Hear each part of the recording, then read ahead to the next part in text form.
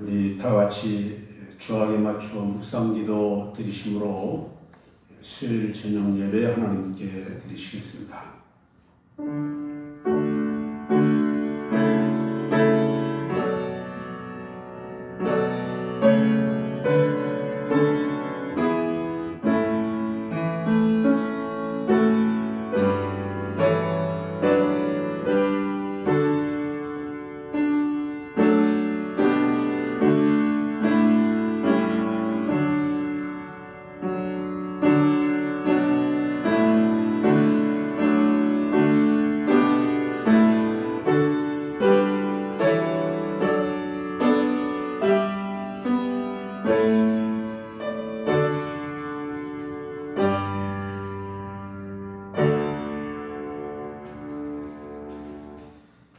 전능하사 천지를 만드신 하나님 아버지를 내가 믿사오며 그 외아들 우리 주 예수 그리스도를 믿사오니 이는 성령으로 잉태하사 동정녀 마리아에게 나시고 본디오 빌라도에게 고난을 받으사 십자가에 못 박혀 죽으시고 장사한 지 사흘 만에 죽은 자 가운데서 다시 살아나시며 하늘에 오르사 전능하신 하나님 우편에 앉아 계시다가 저리로서 산 자와 죽은 자를 심판하러 오시리라. 성령을 믿사오며 거룩한 공예와 성도가 서로 교통하는 것과 죄를 사하여 주시는 것과 몸이 다시 사는 것과 영원히 사는 것을 믿사옵나이다. 아멘.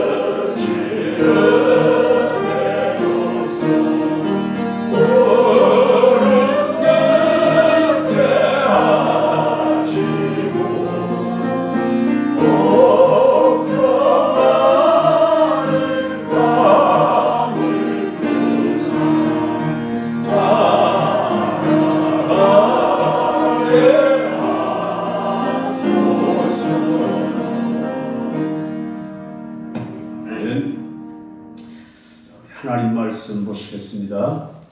하나님 말씀은 예레미야서 1장입니다.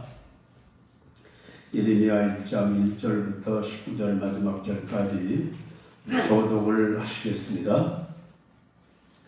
제가 먼저 예레미야 1장 1절 말씀 봉독합니다.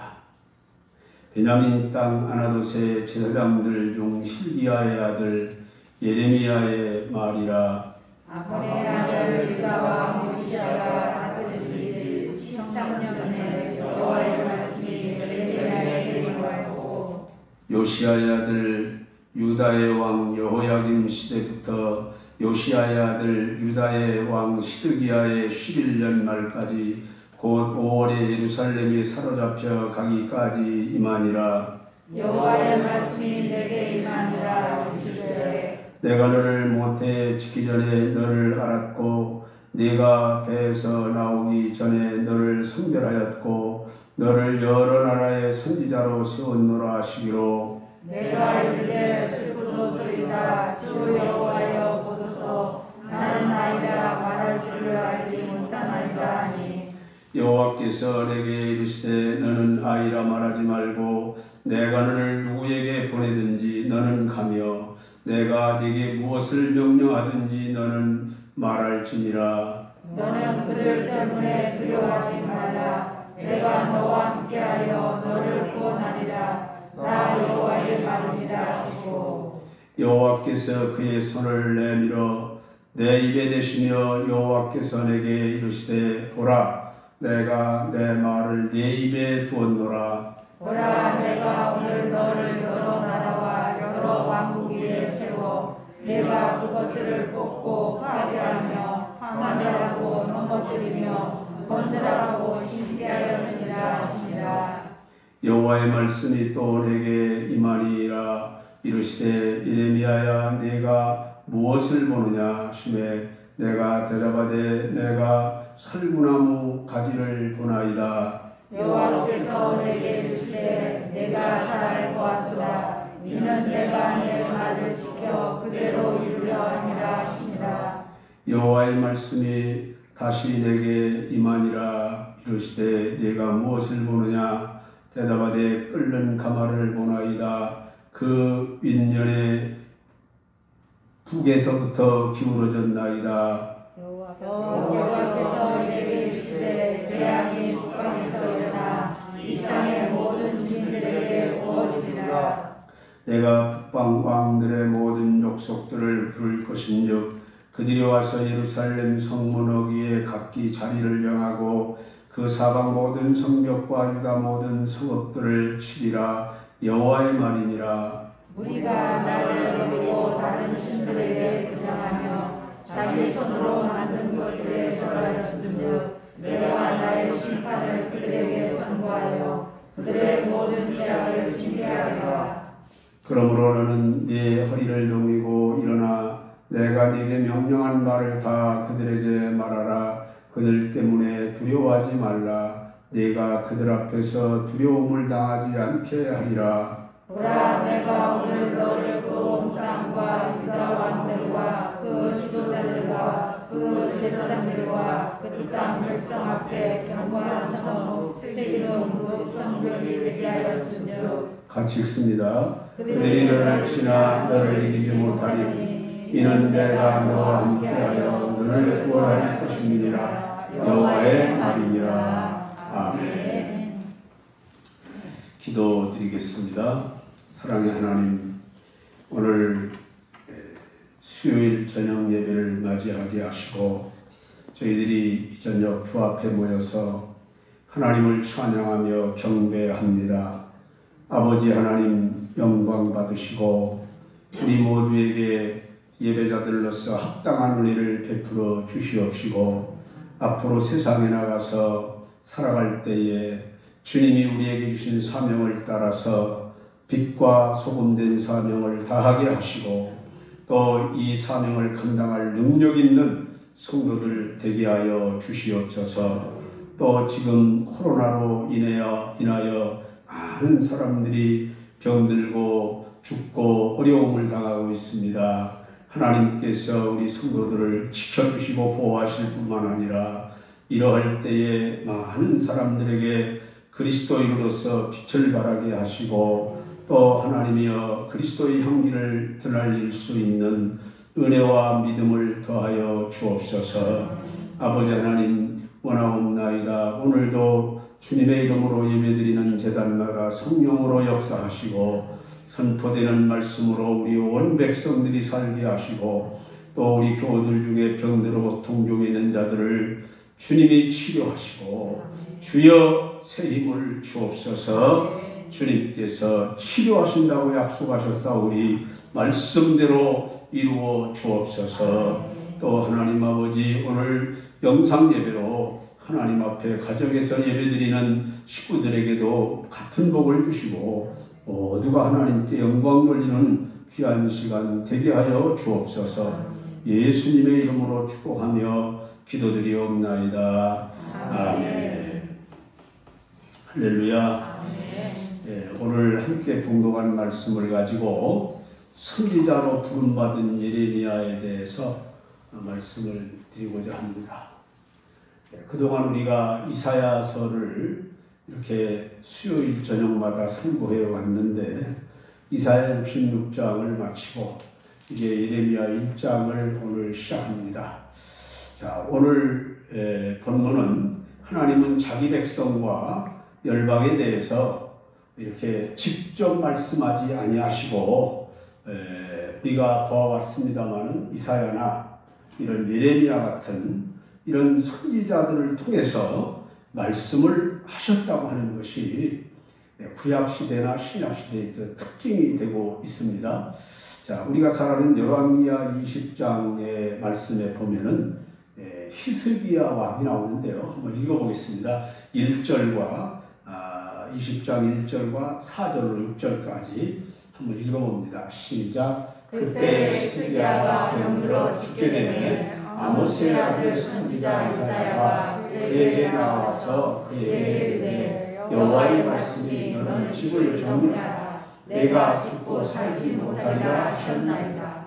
이사야가 사뭇 가운데까지도 이르기 전에 여호와의 말씀이 그에게 임하여 이르시되 너는 돌아가서 내 백성 주권자 히스기야에게 이르기를 왕의 조상 다윗의 하나님 여호와의 말씀이 내가 네 기도를 들었고 내 눈물을 보았노라. 내가 너를 낫게 하리니 내가 3일 만에 여호와의 성전에 올라가겠고 내가 네 날에 15년을 더할 것이며 내가 너와 이 성을 아스르 왕의 손에서 구원하고 내가 나를 위하여 또 내 종 다윗을 위하여 이 성을 보호하리라 하셨더라.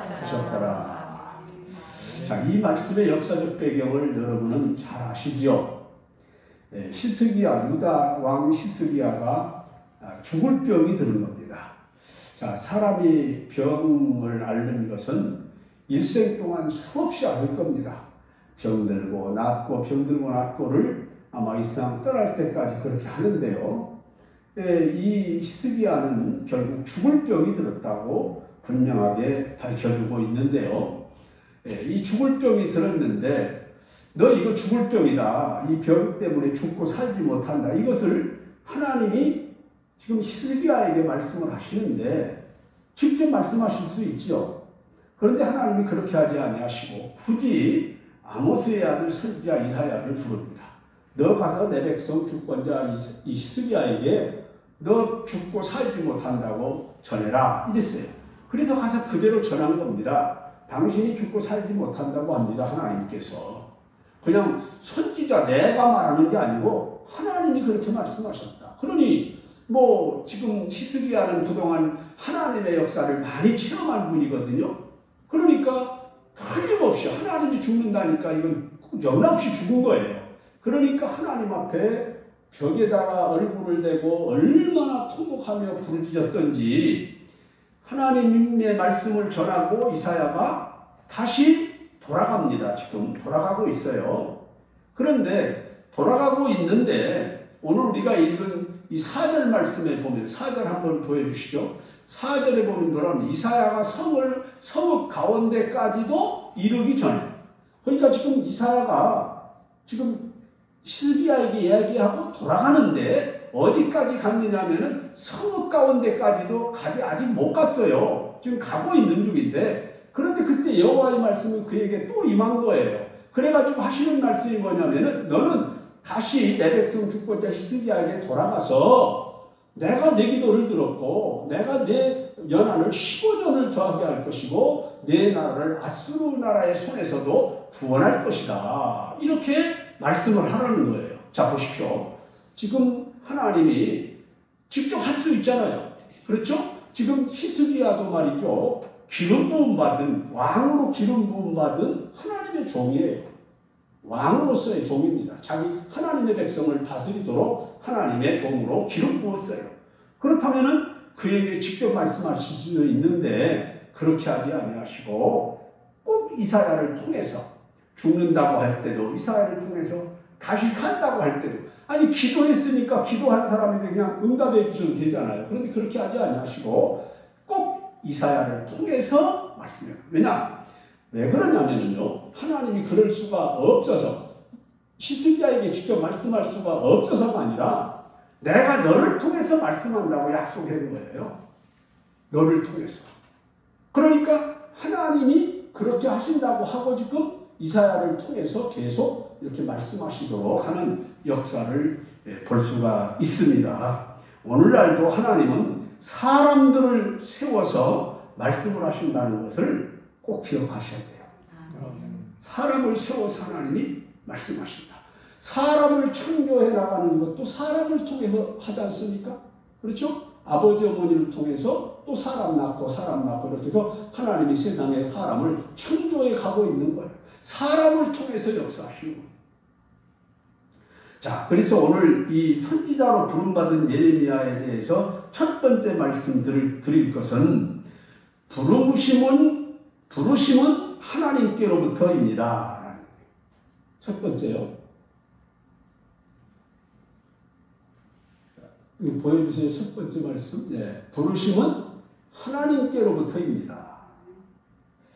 자, 무슨 말이냐면요. 오늘 4절, 5절 읽어보겠습니다. 오늘 본문 4절, 5절. 자, 시작. 여호와의 말씀이 내게 임하니라 이르시되 내가 너를 모태에 짓기 전에 너를 알았고 네가 배에서 나오기 전에 너를 선별하였고 너를 여러 나라의 선지자로 세웠노라 하시리요.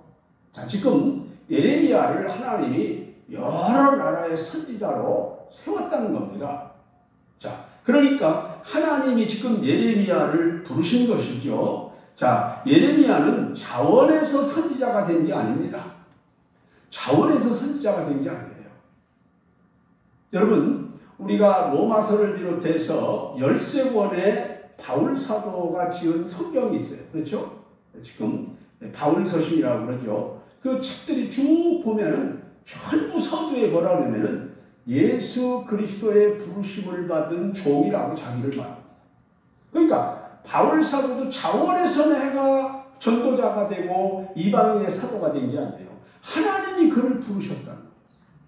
전부 하나님이 부르셨어요. 그러니까 구약 시대도 하나님이 부르신 거고 신약 시대의 종들도 전부 하나님이 부르신 거예요. 전부.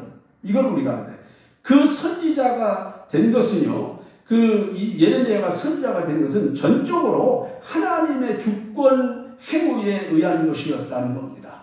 여러분, 하나님은 예레미야를 복중에 짓기 전에도 알았고 배에서 나오기 전에도 구별하셨고 여러 나라들의 선지자로 하나님이 세웠다 이렇게 말했지 않습니까? 여러분, 교회의 모든 직분의 근원도 인간 스스로의 힘에 의한 것이라고 생각하면 안 됩니다. 전부 하나님께로부터라는 걸 알아요. 여러분, 우리 교회학교 교사 한 사람을 세우는 것도 전부 하나님의 역사라는 것을 우리가 깨달아야 돼요. 이걸 알아야 돼요. 그런데 제가 보기에는 무작위로 부르는 것 같지는 않아요. 뭔가 있다 이렇게 보는데 왜 그러냐면은 오늘 여기 1절을 한번 여러분들이 성경에서 보세요. 여기 내가 쓰진 않았으니까. 베냐민 땅 아나돗의 제사장들 중 hil기야의 아들 예레미야라고 했어요. 그러니까 지금 이 예레미야는 누구의 아들입니까? 제사장의 아들이에요. 제사장의 아들. 그러니까 여러분, 제사장의 아들로서 그는 어려서부터 하나님에 대해서 마음 준비, 하여튼 하나님을 위해서 살 수 있는 준비가 다 갖춰진 사람이라고 볼 수 있는 겁니다. 여러분, 사람의 어려서부터 믿음 안에서 이렇게 보고 듣는 것이 참으로 중요한 겁니다. 자, 지금 서구 유럽 사람들을 대부분 보면 기독교 국가에서 태어나서 자란 사람들을 보면은 예수를 철저히 믿는 것 같지가 않아요. 교회도 잘 안 가고 뭐 주일날도 놀러도 가고 이러는 것 같은데 그 말하는 소리나 행동하는 걸 보면은 철저한 기독교인이에요.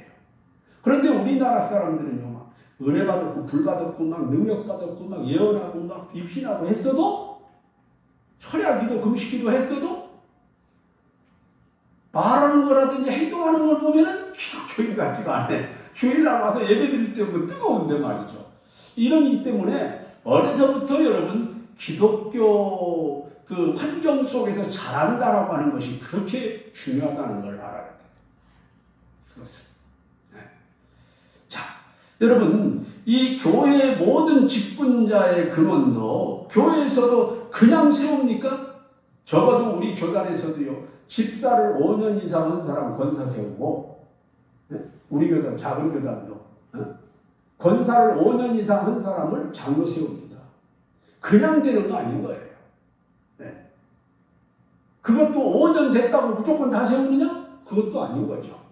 그렇기 때문에 어찌 보면은 목사가 그냥 임명하는 것 같지만 그게 다 하나님의 역사라는 것을 깨달아야 돼요. 하나님의 부르심이라는 것을. 네? 네.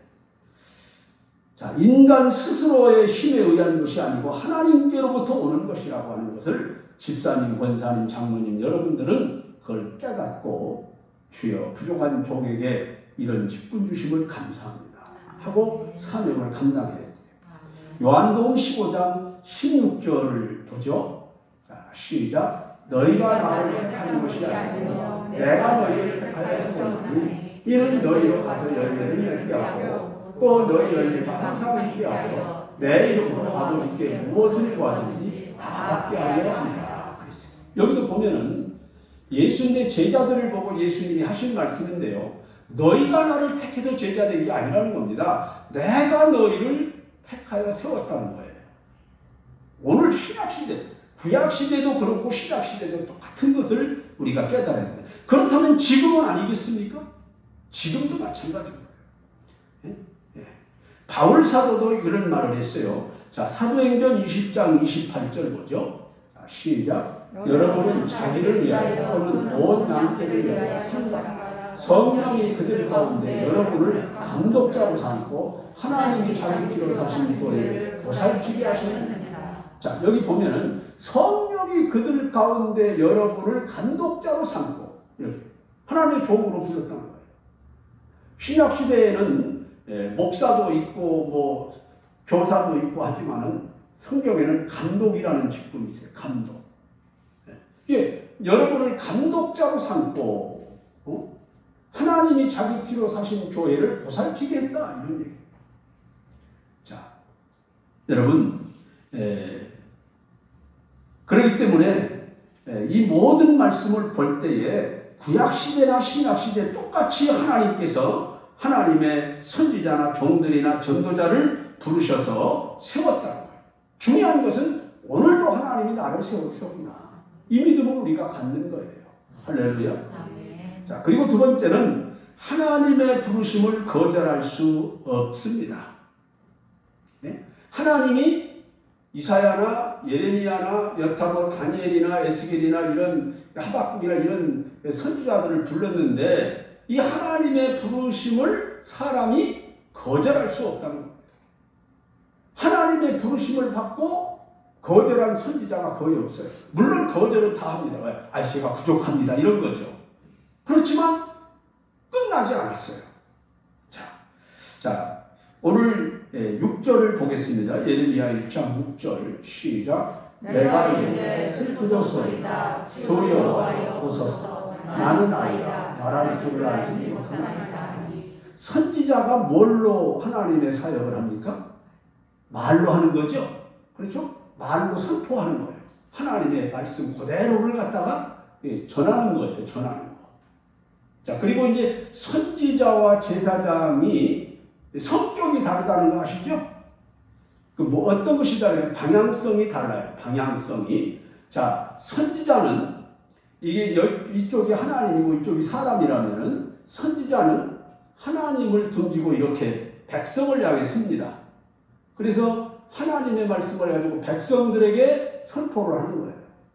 이게 선지자의 사명이고 제사장은 이게 사람이고 이쪽이 하나님이라면 사람을 등에 등지고 하나님을 향해서 하나님 이 사람 제사를 받아주십시오. 이게 제사장이 하는 일이에요. 이렇게 방향성이 달라요. 완전히 그렇죠? 이렇게 돼 있죠?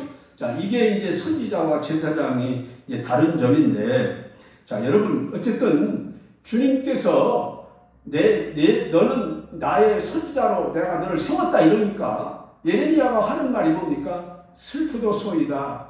제가 하나님이 부르심을 입는데 그 부르심 자체가 슬프다는 게 아니라 나를 볼 때 도저히 하나님의 그 거룩한 성업을 감당할 만한 존재가 못 됩니다. 그래서 나는 슬픕니다. 이런 얘기예요. 네.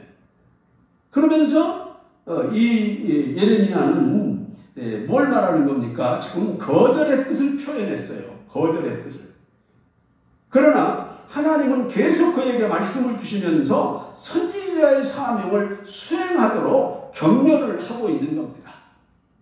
오늘날도 하나님의 구원의 축복을 거절할 수 없듯이 사명을 위한 부르심도 결코 거절할 수 없게 되는 겁니다. 여러분, 말 잘한다고 선지자가 되는 것 아닙니다. 말 잘한다고. 문제는 뭐냐? 인간의 언어 구사 능력이 아니고 하나님의 부르심이 있느냐 없느냐, 이게 중요한 거예요. 하나님의 부르심이 있느냐 없느냐. 저도 하나님이 정말 나를 목사로 부르신 건가 아닌 건가 하는 이 고민 때문에 5년을 지났어요. 5년. 그렇지 않으면 제가 목회를 더 일찍 시작했을 텐데 그것 때문에 5년이 지난 후에야 확신을 얻고 이루겠어요.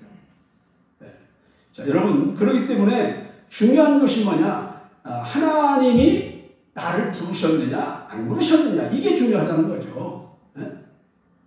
여러분, 그래서 하나님은 예레미야에게 부르심에 대한 것을 확신시키기 위해서 어떻게 하느냐면은 내가 너와 함께 할 거라는 것을 거듭 말씀하죠. 자, 8절을 보겠습니다.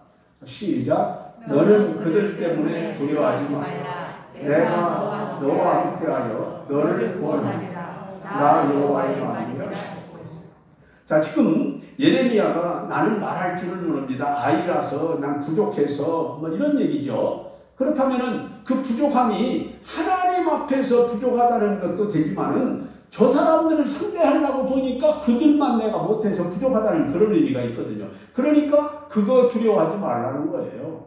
왜? 내가 너와 함께 하는데 뭐 내 부족한 거 그거 문제되지 않는다는 겁니다. 너 부족한 거 문제되지 않는다. 이것을 하나님이 예레미야에게 말씀하시고 있는 것을 볼 수 있습니다. 그리고 여기서 말하는 게 뭡니까? 내가 너와 함께하여 너를 구원하리라, 이렇게 말씀하고 있어요.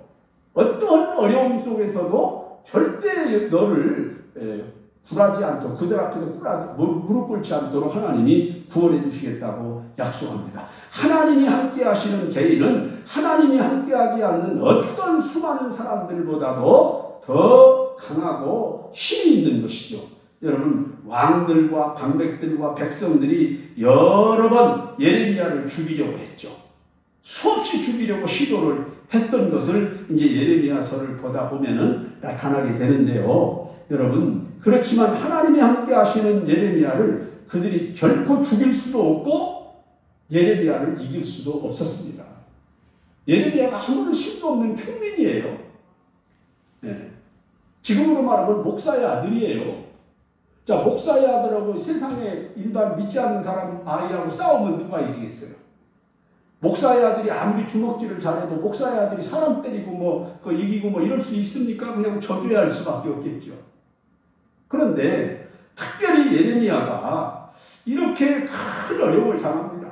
예레미야가 흙구덩 속에 말하면 물이 없는 진흙구덩이에 막 집어넣어가지고 죽게 되는 이런 일도 있었는데요. 심지어는 그런 큰 어려움이 있었음에도 불구하고 끝까지 그가 선지자로서 사명을 감당할 수 있었던 것은 하나님이 자기와 함께 한다는 확신이 있었기 때문입니다. 하나님이 자기를 불렀다는 확신, 하나님이 나를 불렀다는 확신. 여러분, 목회자도요, 하나님이 나를 목회자로 세웠다는 확신이 없으면 목회하다가요 어려우면 그만두는 사람 참 많습니다. 끝까지 할 수가 없어요. 엄청 많아요.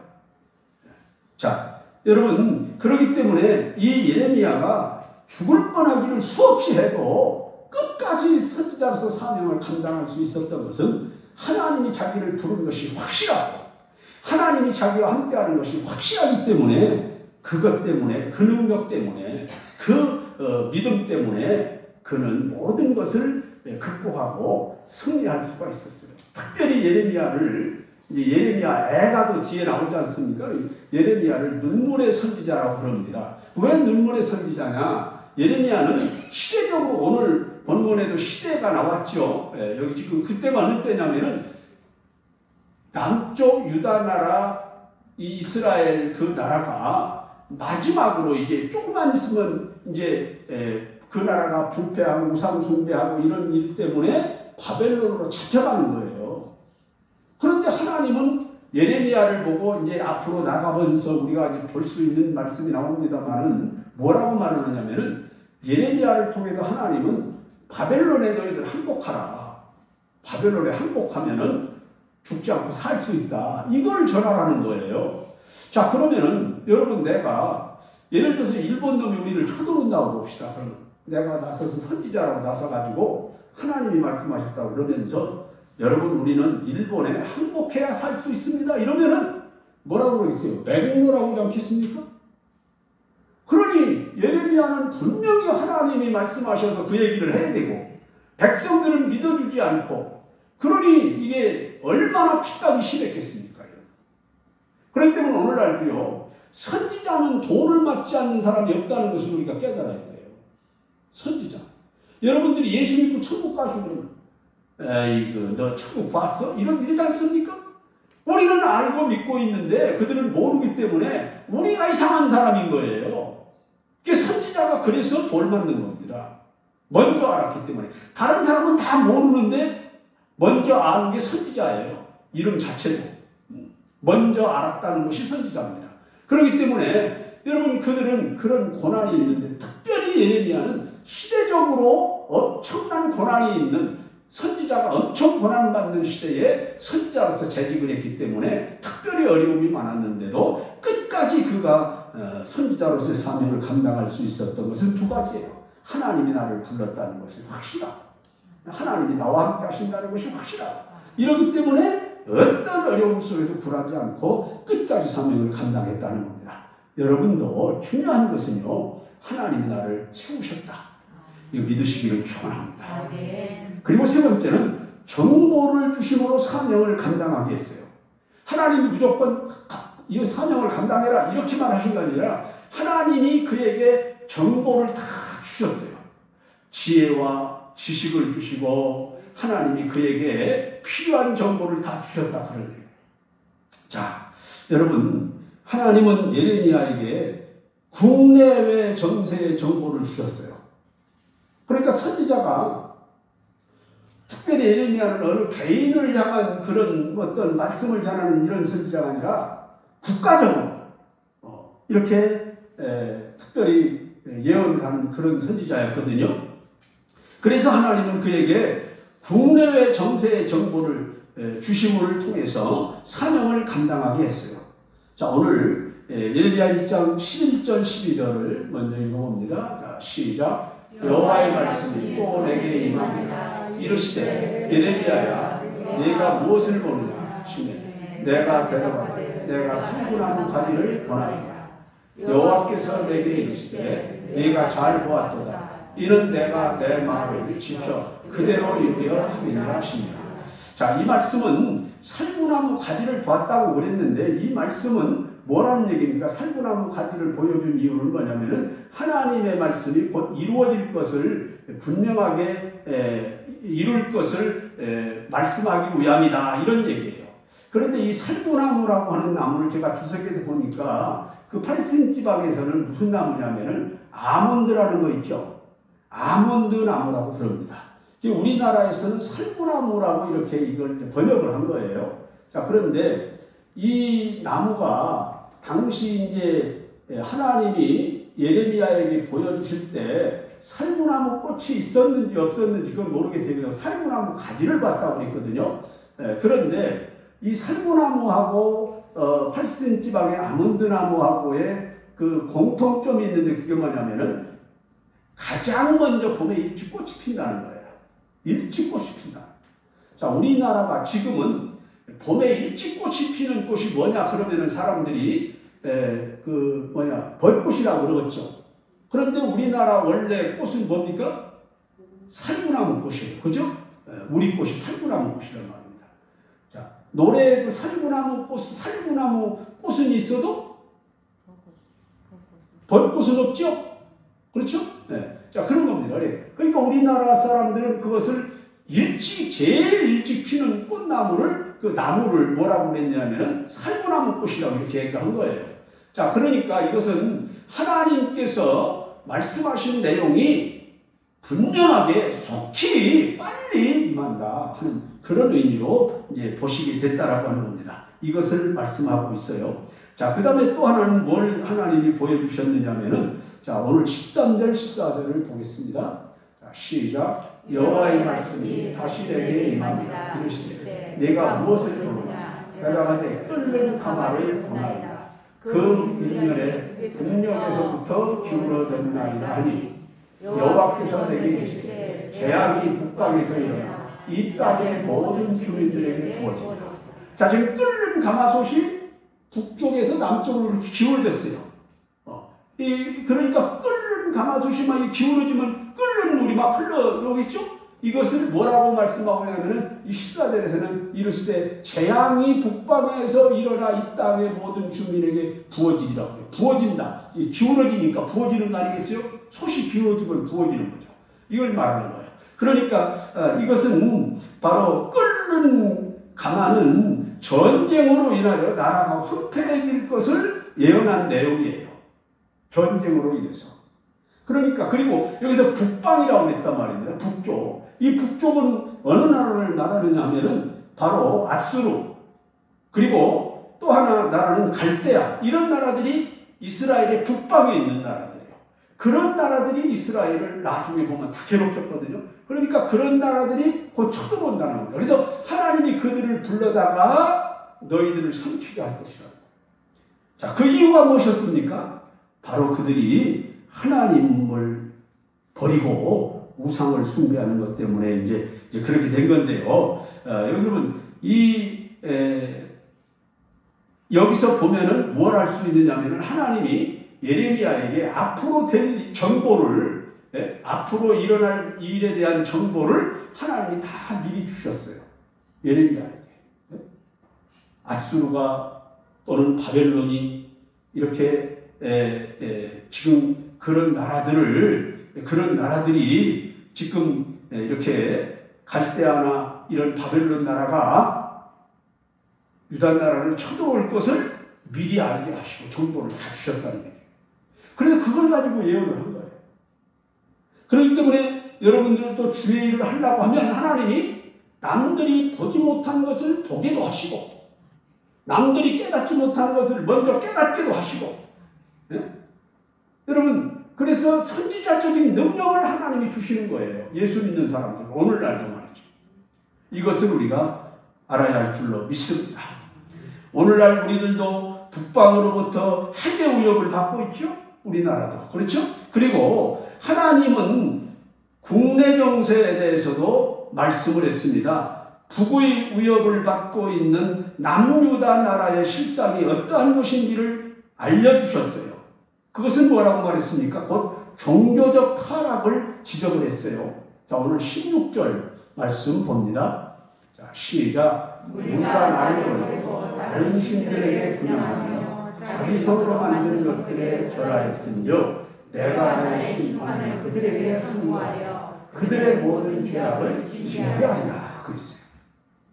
이렇게 여러분 속히 때가 이르면은 어김없이 봄이 되면은 산꽃이 피듯이 하나님이 정한 것이 분명히 이루어지는데 그것이 북방에서부터 끓는 가마가 기울어져서 쏟아지는 것처럼, 예를 들어 말하면 이걸 우리가 연상한다 보면은 막 무슨 어떤 뭡니까 화산 이런 것들이 막 일어나가지고 그 용암이 막 넘쳐서 넘어오는 어떤 이런 것들이 연상되지 않습니까?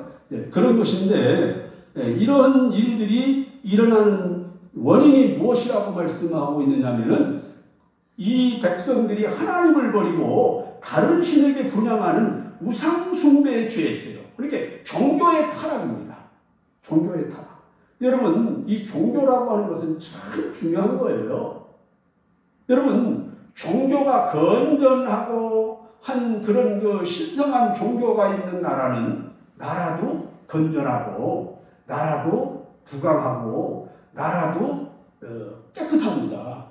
그런데 소나 숭배해서 깎아 만드는 우상이나 숭배하고 이러는 것이 그 나라를 지배하고 있는 그 나라의 종교가 되어지고 있으면은 그들은 다 미개하고 대부분 좀 이렇게 뒤떨어진 그런 민족이 되는 것을 볼 수 있어요. 오늘날도.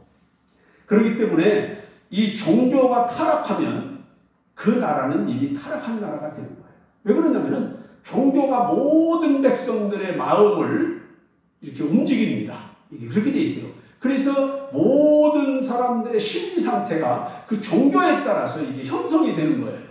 그 나라 종교에 따라서. 그런데 그 종교의 영향을 정치가도 받고 교육가도 받고 법률가도 받고 이러니까 그것이 전부 여기저기 다 미치는 거예요. 종교의 영향이. 그래서 그 나라가 종교가 타락하면 모든 백성이 타락하고 다 뒤집고 망하게 되는 거예요. 그렇기 때문에 우리 기독교의 사명이 얼마나 중요하다는 것을 알아야 됩니다. 지금 한국도 문제가 되는 게 뭡니까? 우리 기독교가 좀 부패했다는 거죠. 옛날 같지 않다는 겁니다. 그것이 어디서부터 시작됐느냐? 너무 교회가 대형화되는 데서부터 부패했다고 이구동성으로 얘기를 하는데 교회가 줄어들질 않습니다. 크면 커졌지. 왜? 그것이 자꾸만 목사가 대접받는 것이 교회가 크면 목사가 대접받는 것이 1000명 조인보다 10,000명 조인이 목사가 대접받고 이러니까 이게 이렇게 돼요. 그리고 교회가 커서 목사들이 대접받으니까 목사들이 목사되는 것을 교회가 막아요.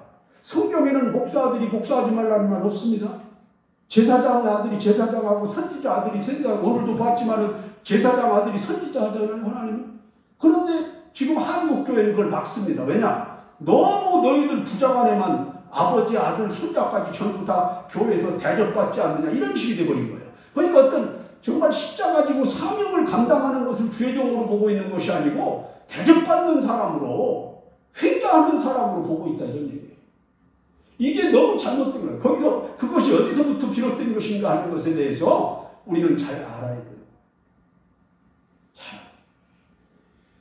여러분, 그렇기 때문에 이런 것들이 문제가 되고 그래서 이 종교 타락이라고 하는 것이 무서운 겁니다. 그래서 우리는 정말로 건전한 신앙생활하기를 힘써야 돼요. 건전한 신앙생활. 여러분, 그래서 오늘 구약의 선지자든 오늘 우리 성도들이든 중요한 것은 하나님께서 부르셨다는 것을 믿고 그 부르신 목적대로 우리가 사명을 감당하는 것이 매우 중요한 일이다.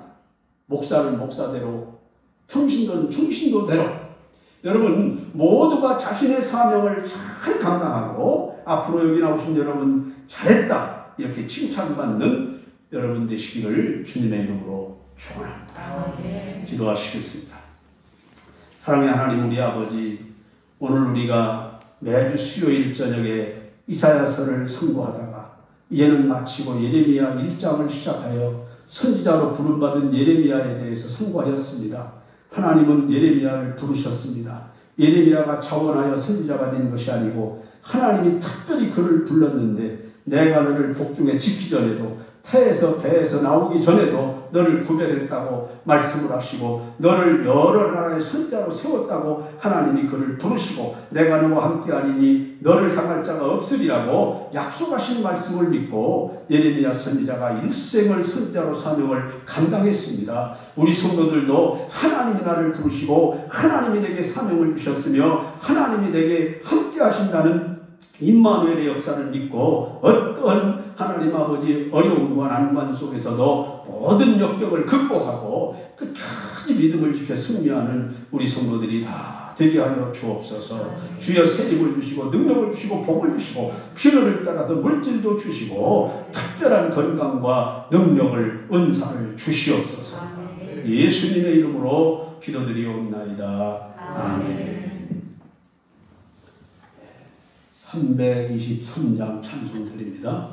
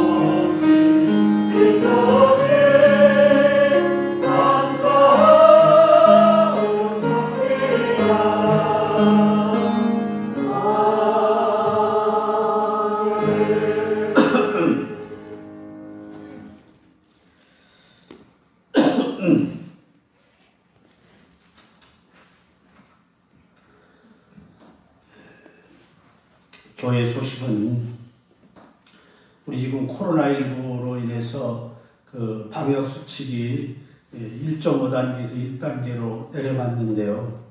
그렇다 하더라도 절대로 뭐 마스크를 벗어도 된다, 손 소독을 안 해도 된다, 체온 측정 안 해도 된다, 그런 얘기 아닙니다. 그렇죠? 모임에 있어서 뭐 어떤 클럽이나 이런 데 전혀 모일 수 없던 데가 조금 모일 수 있다.